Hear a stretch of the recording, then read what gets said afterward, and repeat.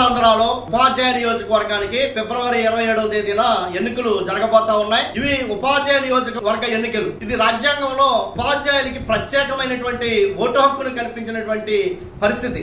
ప్రజానీకానికి ఒక ఓటు అయితే డిగ్రీ చదివిన వాళ్ళకి 2వ ఓటుని కల్పిస్తే ఉపాధ్యాయులకి 3 ఓట్లు కల్పించారు. ఎందుకు రాజ్యాంగం ఉపాధ్యాయులకి ప్రత్యేకంగా ఈ ఓట్లు కల్పించారు అంటే ఉపాధ్యాయులు సమాజ నిర్మాతలు అనే ఉద్దేశంతో సమాజంలో ఉన్నటువంటి సమస్యలు సమస్తము తెలిసినటువంటి ఉపాధ్యాయులు కనుక శాసన మండలికి ఎన్నికైతే ఆ శాసన మండలిలో సమాజాన్ని నిర్మించే విధంగా పనిచేస్తారనే ఉద్దేశంతో రాజ్యాంగం కల్పించింది. ఇటువంటి పరిస్థితుల్లో ఉత్తరాంధ్రలో ఈ రోజున టీచర్ ఎమ్మెల్సీ ఎన్నిక జరుగుతూ ఉంది. కొంతమంది ఎమ్మెల్సీలుగా ఎన్నికే ప్రోగ్రెసివ్ డెమోక్రటిక్ ఫ్రంట్ గా శాసన మండలిలో ఈ రోజున అటు ప్రతిపక్షం వైపు గాని పాలకపక్షం వైపు గాని ఒరుగుపోకుండా ఏ రాజకీయ పార్టీలో చేరిపోకుండా 14 మంది 26 సార్లు ఎన్నికై ప్రజల పక్షాన ఉద్యోగుల ఉపాధ్యాయుల పక్షాన అధ్యాపకుల పక్షాన తమ గొంతుకును వినిపించి ప్రభుత్వ విద్యారంగ పరిరక్షణ కోసం సామాజిక సమస్యల కోసం నిరంతరము పోరాడినటువంటి నీతి నిజాయితీ కలిగినటువంటి గ్రూపే ప్రోగ్రెసివ్ డెమోక్రటిక్ ఫ్రంట్. అటువంటి ప్రోగ్రెసివ్ డెమోక్రటిక్ ఫ్రంట్ తరపున పీడీఎఫ్ అభ్యర్థిగా ఉత్తరాంధ్ర